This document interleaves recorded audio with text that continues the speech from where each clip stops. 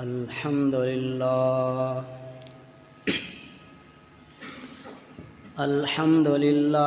नहमदुहु व नस्तईनुहु व नस्तगफिरुह व नु'मिनु बिही व नतवक्कलु अलैहि व नऊज़ु बिल्लाहि मिन शुरूरि अनफुसिना व मिन सय्यिआति अअमालिना। मन यहदिहिल्लाहु फला मुदिल्ल लहु व मन युद्लिल्हु फला हादिय लहु। व नशहदु अल्ला इलाहा इल्लल्लाहु व नशहदु अन्ना मुहम्मदन अब्दुहु व रसूलुहु। अम्मा बअदु फ़अऊज़ु बिल्लाहि मिनश शैतानिर रजीम। बिस्मिल्लाहिर रहमानिर रहीम। इल्ला तंसुरूहु फ़क़द नसरहुल्लाहु इज़ अख़रजहुल्लज़ीना कफ़रू सानिय इस्नैनि इज़ हुमा फ़िल ग़ारि इज़ यक़ूलु लिसाहिबिही ला तहज़न इन्नल्लाह मअना।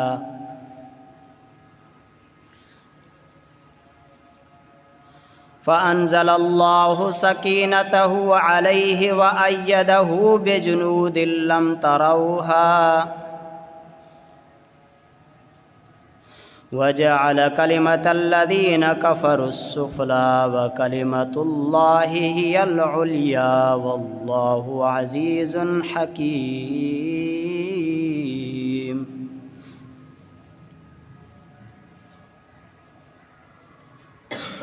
वक़ाल अन्नबिय्यु सल्लल्लाहु अलैहि वसल्लम लिअबी बकर व उमर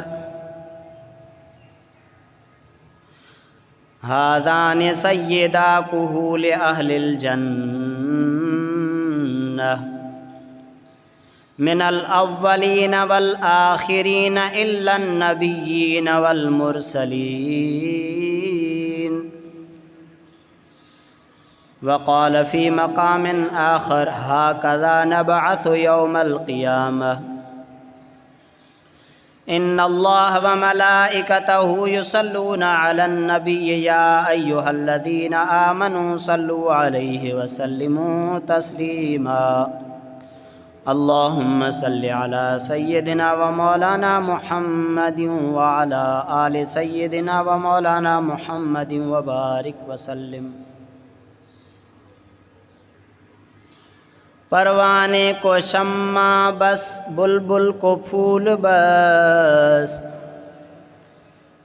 परवाने को शम्मा बस बुलबुल को फूल बस। सिद्दीक़ के लिए है खुदा का रसूल बस। मुझा वाजिबुल एहतराम अज़ीज़ान गिरामी मुसलमान भाइरों ऐं दोस्तों, अल्लाह ताला जा करोड़ एहसान जो असांखे पंहिंजे घर घुराएं। अल्लाह ताला नबी करीम सल्लल्लाहु अलैहि वसल्लम जे सोहबत जे लाइ, दोस्ती जे लाइ अहिड़ा बरगुज़ीदा बाना चूंडिया हा जिन पंहिंजो माल, पंहिंजूं जानियूं, पंहिंजा घर ॿार तमामु असबाब सरकारे दो आलम सल्लल्लाहु अलैहि वसल्लम जे क़दमनि ते निछावर करे छॾियऊं। नबी सल्लल्लाहु अलैहि वसल्लम सां उन्हनि अहिड़ी त वफ़ादारी कई जो तारीख़ में उन्हनि जो पंहिंजो मिसाल रक़म करे या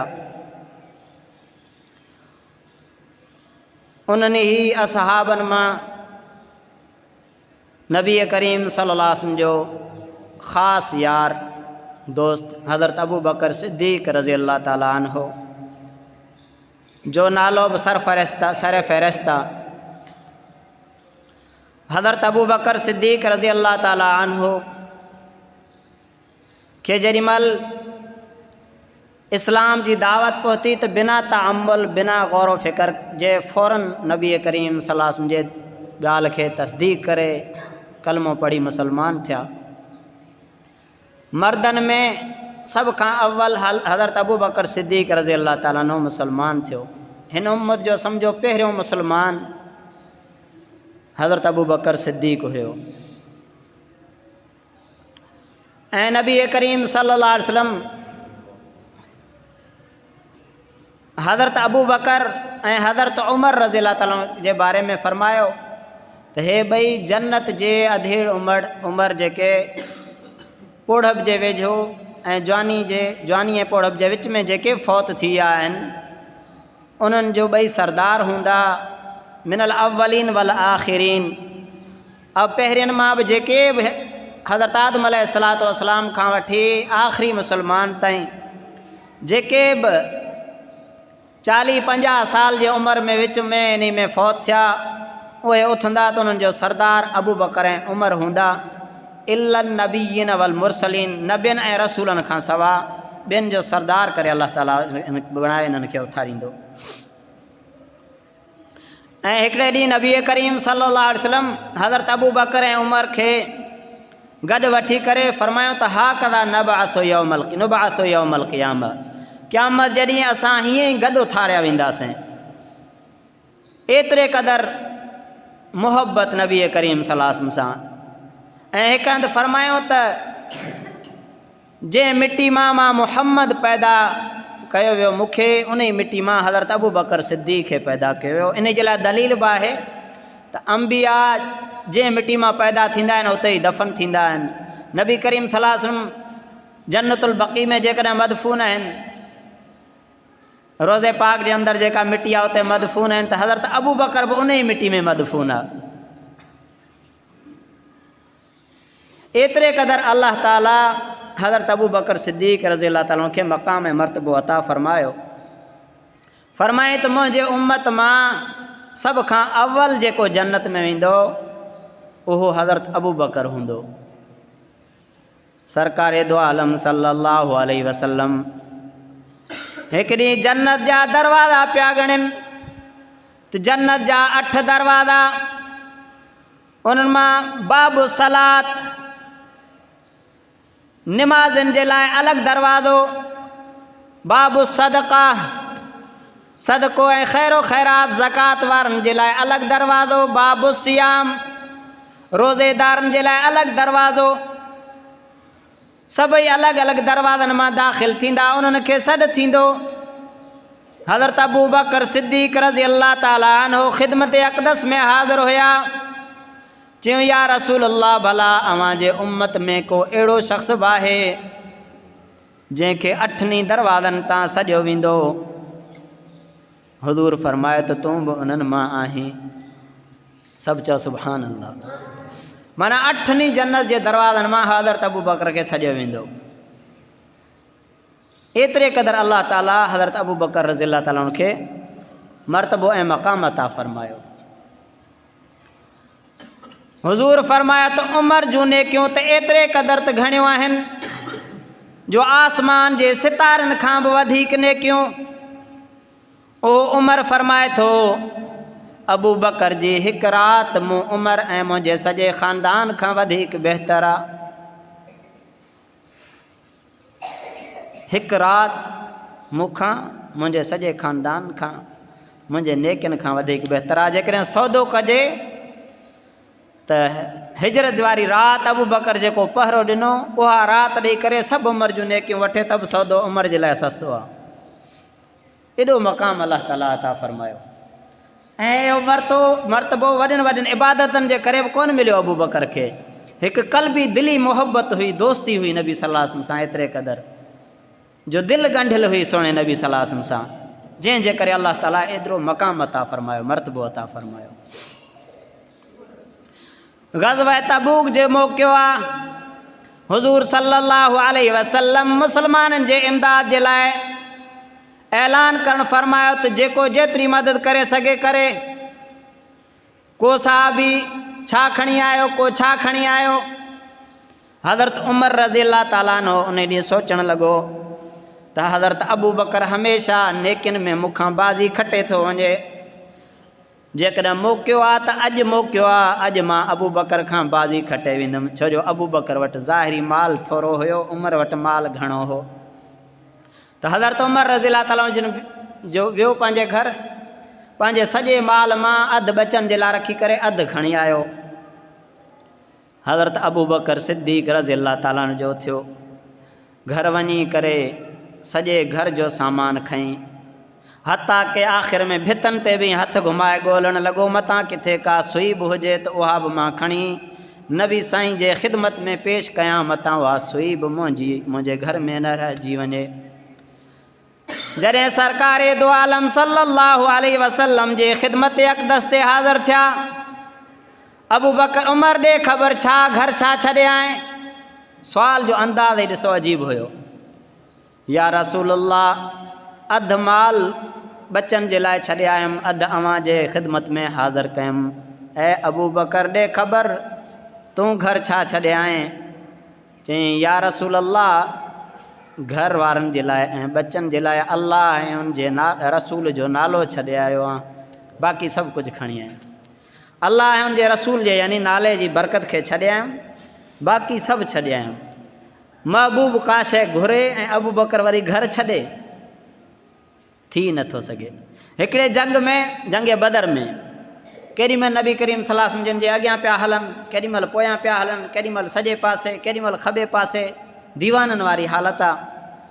त कंहिं पुछियो त अबू बकर ईअं छो पिया था कयो?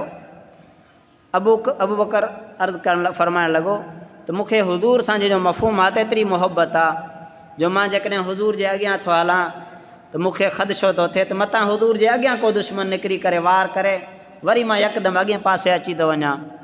वरी जेकॾहिं अॻियां थो हलां, वरी मूंखे ख़तरो थो थिए त मतां को हुज़ूर जे सॼे पासे हुज़ूर तां हमिलो करे, वरी मां सॼे पासे अची थो वञा।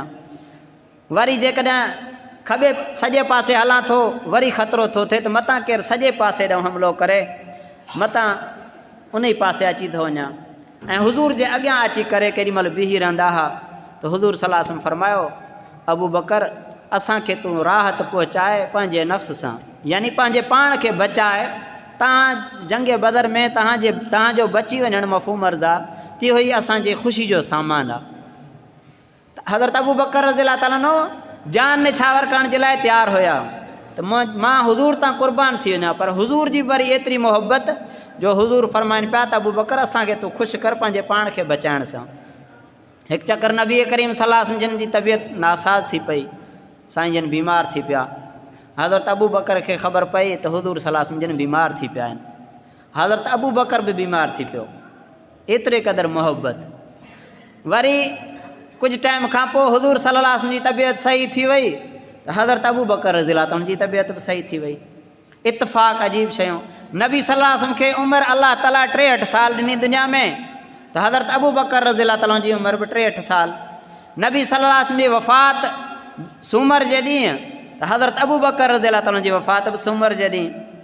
नबी करीम सल्लल्लाहु अलैहि वसल्लम जे वफ़ात जे वक़्तु उन जे ख़िदमत में अम्मा आयशा सिद्दीक़ा रज़ी अल्लाह ताला अन्हा मौजूदु हुई, त हज़रत अबू बकर सिद्दीक़ रज़ी अल्लाह ताला जे वफ़ात वक़्तु बि अम्मा आयशा सिद्दीक़ा रज़ी अल्लाह ताला अन्हा मौजूदु हुई। हुज़ूर सल्लल्लाहु अलैहि वसल्लम वफ़ात जे वक़्तु आख़िरी शइ जेका घुरी, ॾंदण घुरियऊं, त हज़रत अबू बकर रज़ी अल्लाह ताला बि आख़िरी वक़्तु घुरनि पिया त ॾंदण पिया घुरनि। ऐं मदफ़ून बि हुज़ूर सल्लल्लाहु अलैहि वसल्लम जो रोज़े पाक में आहिनि, त अबू बकर बि उते ई मदफ़ून आहिनि। एतिरे क़दुरु शयूं इन्हनि में अल्लाह ताला हिकु जहिड़ियूं रखियूं हुयूं, एतिरी मुहबत। हुज़ूर सल्लल्लाहु अलैहि वसल्लम हज़रत अबू बकर जे तारीफ़ में काफ़ी हदीसूं किताबनि में मौजूदु, पर अबू बकर जी तारीफ़ रुगो नबी सल्लल्लाहु अलैहि वसल्लम नथो करे, बल्कि अल्लाह ताला ख़ुदि पंहिंजे महबूब जे यार जे तारीफ़ खे क़ुरान में ज़िक्र फरमायो आहे। कीअं फरमाए, इल्ला तंसुरूहु फ़क़द नसरहुल्लाह, बिलफ़र्ज़ मुसलमान हो जेकॾहिं तव्हां मुंहिंजे नबी जी मदद न कंदव त अल्लाह उन जी मदद करे थो। ग़ज़वा उहद में मुसलमान खां थोरी ग़लती थी, उन जे तंबीह ते नाज़िल थी आयत त जेकॾहिं तव्हां मुंहिंजे नबी जी मदद न कंदव त अल्लाह उन जी मदद कंदो। कीअं अल्लाह उन जी मदद कई? इद अखरजहु अल्लज़ीन कफ़रू सानिय इस्नैनि इज़ हुमा फ़िल ग़ार। जॾहिं काफ़िरनि नबी सल्लल्लाहु अलैहि वसल्लम खे मके मां लॾण ते मजबूर कयो, मके मां कढियऊं, त ॿिनि मां हिकु उहो पाण हुयो जॾहिं गार में हुया। इज़ यक़ूलु लिसाहिबिही ला तहज़न इन्नल्लाह मअना। सुभान अल्लाह। जॾहिं पंहिंजे साथी संगती खे फरमायो त ग़म न कर, अल्लाह असां सां गॾु आहे। हाणे कंहिंखे को साहिब को चवे, कंहिंखे को साहिब चवे, पर अबू बकर उहो सहाबी आहे जंहिंखे अल्लाह ख़ुदि साहिब पियो थो फरमाए। इज़ यक़ूलु लिसाहिबिही, जॾहिं मुहम्मद पंहिंजे संगती खे साहिब खे पियो थो फरमाए, ला तहज़न इन्नल्लाह मअना, तव्हां ग़म न कयो, अल्लाह असां सां गॾु आहे। ऐं अबू बकर तूं उन्हनि जे बारे में ग़म छो थो करीं जंहिंजो हिकु जेकॾहिं मुहम्मद आहे, ॿियो अबू बकर आहे, त टियों उन्हनि जे विच में अल्लाह हुआ। फ़अंज़ल अल्लाहु सकीनतहु अलैहि व अय्यदहु बिजुनूदिन लम तरौहा। अल्लाह फरमाए थो, पोइ मूं अल्लाह उन्हनि जे मथां पंहिंजो आराम लाथो, ख़ौफ़ सॼो ख़तमु थी वियो, सुकून अची वियो, ऐं अहिड़े लश्कर सां मां उन्हनि जी मदद कई जंहिंखे तव्हां न ॾिठो, यानी फ़रिश्तनि जे ज़रिए। त मुंहिंजा अज़ीज़ दोस्तो, हे अबू बकर सिद्दीक़ रज़ियल्लाहु ताला अन्हु हिजर जो वाक़ियो आहे। मुख़्तसरन अर्ज़ु कयां थो, नबी सल्लल्लाहु अलैहि वसल्लम खे जेॾी महिल निकिरण जे लाइ मजबूर कयूं मके मां, साईं जन राति जो निकिता ऐं हज़रत अली रज़ियल्लाहु ताला खे पंहिंजे बिस्तरे ते सुम्हारे अमानतूं उन जे हवाले करे त अली सुबुह जो अमानतूं मालिकनि ताईं पहुचाइजांइ।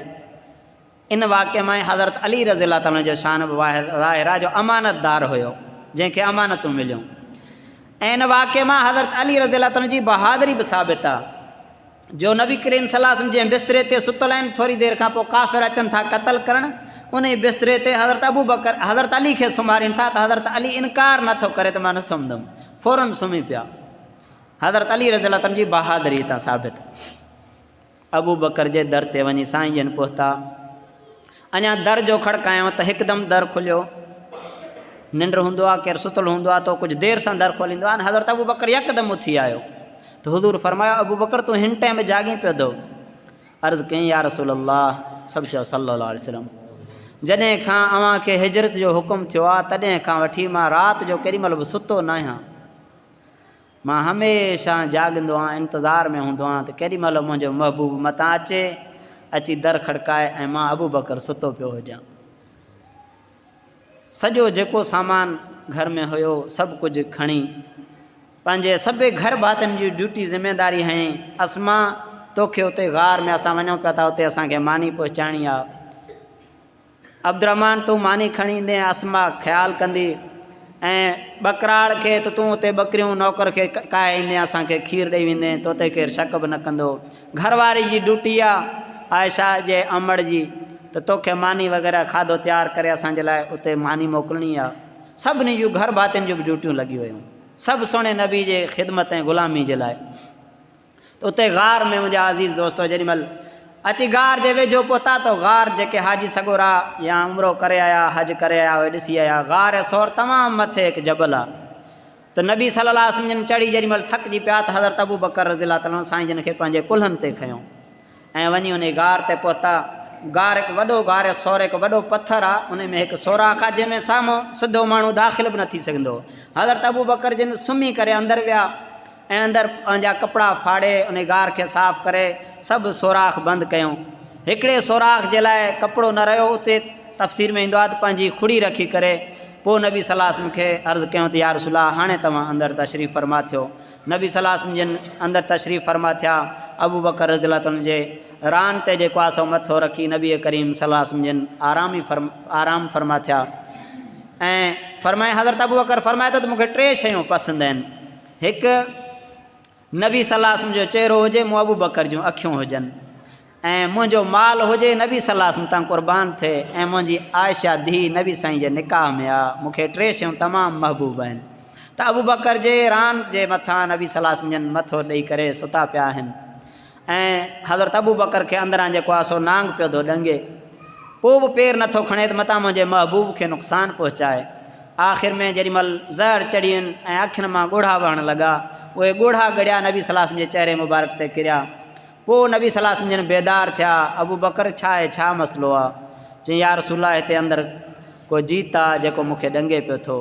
हुज़ूर फरमायो पेर खण, पेर खयईं त अंदरां जेको आहे सो नांग निकितो ऐं उन नांग ते हुज़ूर सलाह खे का तकलीफ़ न पहुचाई। बुज़ुर्गनि खां ॿुधो आहे तो नांग पाण दीदार जे लाइ सालनि खां वेठल हूंदो हो, इन ई गार में मूंखे दीदार थींदो अलाह जे रसूल जो। बहरहाल पोइ हज़रत अबू बकर जे खुड़ी ते जिथे नांग ॾंगेनि उते लुआब पंहिंजी मुबारक साईं जन हईं त सॼे नांग जो ज़हर बि ख़तमु थी वियो ऐं अबू बकर बि सिहतमंद थी विया। मुंहिंजा अज़ीज़ दोस्तो, इहे अबू बकर जूं वफ़ादारियूं आहिनि जंहिंखे अल्लाह ताला अफ़ज़लुल बशर बादल अंबिया जो मक़ाम अता फ़रमायो ऐं जन्नत में अव्वलीन में जेको आहे सो अल्लाह ताला उन खे शुमार फ़रमायो आहे।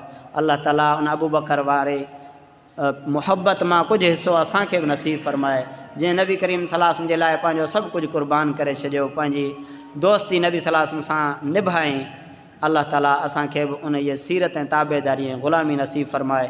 व आख़िर दावाना अनिल हम्दुलिल्लाहि रब्बिल आलमीन। सुन्नत।